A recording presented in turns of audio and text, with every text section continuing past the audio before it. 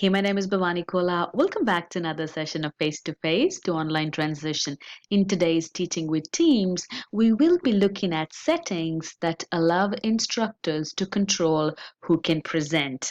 So without further ado, let's go ahead and jump right in. So here I am in my meeting. As you can see, I'm the only one in the meeting today. But if you are an organizer, then when you move all the way to the right-hand side, you will see these three ellipses.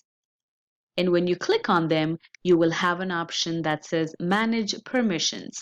You will go ahead and click on that. It's going to take a minute to populate, and then you can see who can bypass the lobby, who can present. So we're looking at the option who can present.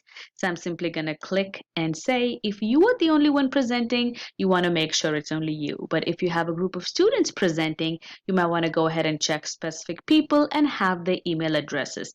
But for today, I'm going to check only me, and I'm going to go ahead and save, and then I'm going to go back to my meeting. There you go. And it's as simple as that. Hope this video helps. If it does, please make sure you like and subscribe. And if you think it's worth sharing, please go ahead and do so. And happy teaching!